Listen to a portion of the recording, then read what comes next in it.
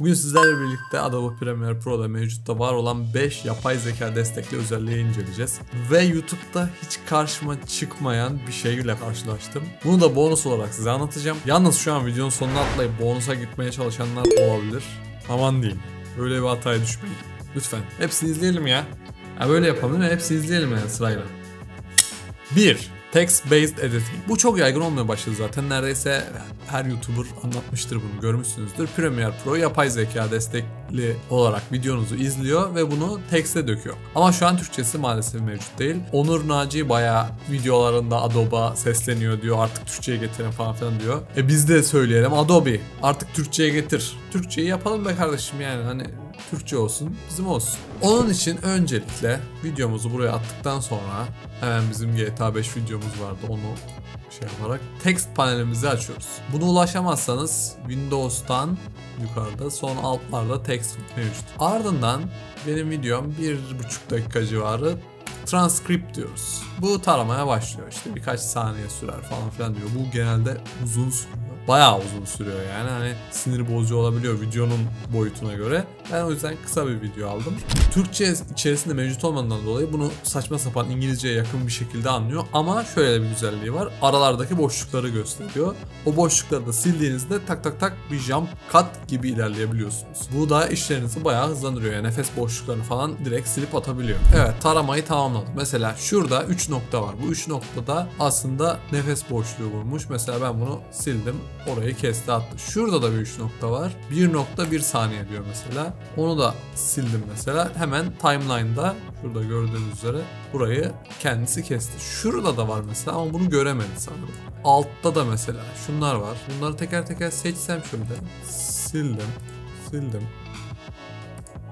Şunu da sildim.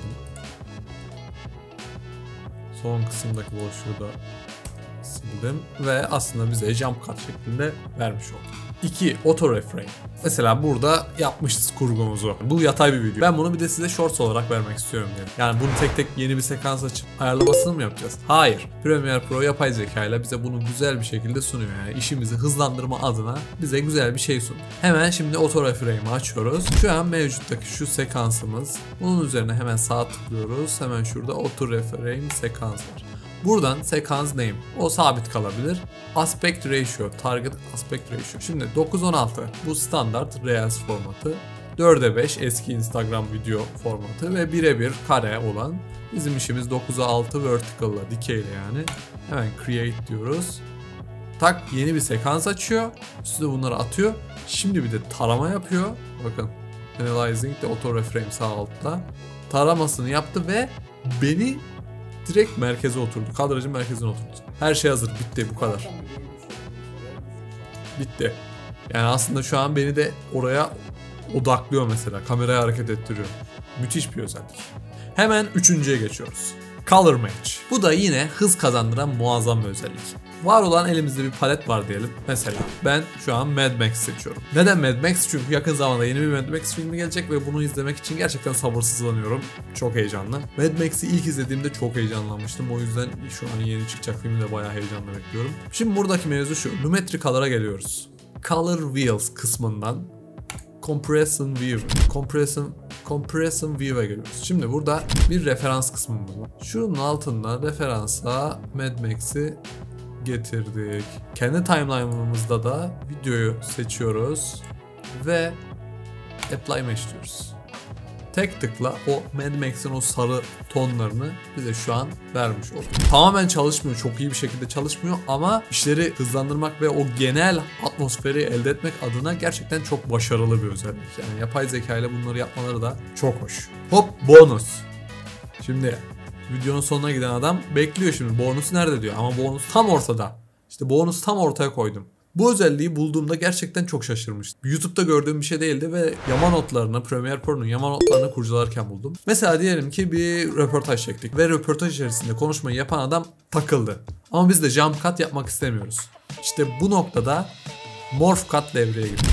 Adobe'un çok güzel bir özelliği var. Adobe diyor ki benim bir morph cut'ım var. Sen bunu al diyor. Şurada benim ufak bir hareketim var mesela.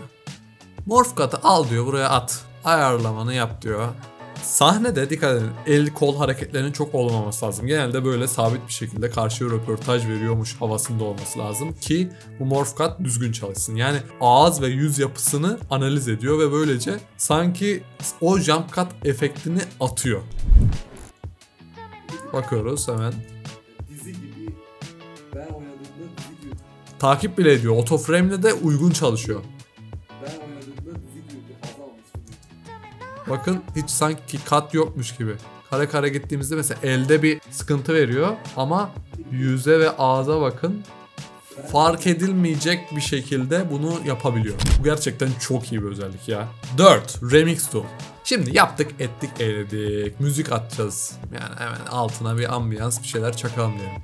Hemen müziğimi alıyorum. Müziğim uzun. Ben bu ritim saymakla uğraşamam. Neden? Benim işim hızlı çıkması lazım. Tabii çünkü düşük bütçeli bir iş ve zaman kısıtlıdır. Şurada soldan 3. Buraya basıp tutuyoruz. Remix Tool özelliği. Ve buraya çekiyoruz. Analiz etmeye başlıyor. 1,5 dakikalık müziği gelecek bize çat 35-40 saniye 1 dakikaya falan düşürecek. Gerçekten çok güzel takır takır çalışıyor. Kendisi beatleri algılıyor ve kesmeler yapıp birleştiriyor. Şu noktalarda mesela birleştirme yapmış. Bu özellikte 5.'ye bağlayacağım özellik olan Essential Sounds ve Auto Ducking özelliğiyle bağlantılı bir şekilde çalışıyor. Essential Sounds'ta Auto Ducking denilen bir yapay zeka sistemi var. Biz genelde böyle videolarda ya da sinematik işlerde, filmlerde, trailerlarda diyalog geçtiği sahnelerde müziği kısarız. Bu önemli bir şey. Neden? Çünkü müzik yukarıda kalırsa sesi duyamayız ve bu çok saçma olur. Çeşitli dizileri, filmleri kurgularken bununla gerçekten çok böyle vakit harcadığım olmuştu. Ama Premiere Pro bunu da çok güzel bir şekilde şöyle çözüyor. Essential Sounds'a geliyoruz. Şurada gördüğünüz üzere diyaloglarımız var. Ben bunu seçtim mesela. Ve buradan taglayabiliyorsunuz. Ben bunun diyalog olduğunu biliyorum. Diyalog olarak seçiyorum. Buradaki presetlerimiz var. Çeşitli işte bunlara radyo efekti verebilirsiniz, telefon efekti, televizyon efekti gibi efektler verebilirsiniz. Premiere Pro aynı zamanda müziğimizi de algılıyor. Ve müzik kısmına tıkladığımızda yani müziğimize tıkladığımızda bize yine burada ducking diye bir özellik sunuyor. Aktifleştiriyoruz abi. Hocam şimdi burası çok kritik. Neye duck edeceğinizi buradan seçiyorsunuz. Diyaloğa göre duck edeceğim mesela. Buradan hafif bir ayar yapıyoruz. Sensitivity ayarı. Duck amount'umuzu da 20 desibel yapalım. Hadi fade'i de biraz uzun sürsün fade'i. 120 milisaniye kadar. Ve generate keyframe'e tıklıyoruz. Hop şuralara keyframe attı. Hemen şurada mesela. Şimdi müzik burada verildiğine dair artı bir trailer kurgularken nelerin seyirciyi etkilediğine dair bilgiler vereceğim. Hazırsak başlayalım. Ve yükseldi ve bitirdi. Bu gerçekten muazzam bir şey. Yani hani işlerimi aşırı hızlandıran bir şey. Çünkü ben bunu normalde manuel yapıyorum. Kendim kesiyorum, sonra yukarı kaldırıyorum, işte fade atıyorum. Ve şu olay benim işimi tamamen bitirmiş oluyor. Ne oldu? Videonun sonuna atladın, bonusa baktın. Ama yok değil mi? Neden yok? Çünkü bonus ortadaydı. Ya? Ortaya koydum ben bonusu. 6 tane özellik saydım. Ama bonusu ortaya koydum. Bu özellikler gerçekten çok işimize yarar. İşlerimizi çok hızlandırır. Sosyal medya içinde sektörel anlamda da her türlü kullanılabilir ve insanların işlerini gerçekten çok iyi hızlandırabilir. Beni izlediğiniz için teşekkür ediyorum. Görüşlerinizi yorum olarak aşağı bırakmayı unutmayın. Bana destek olur, abone olursanız çok sevinirim. Bir sonraki videoda görüşmek üzere. Kolay gelsin hocam.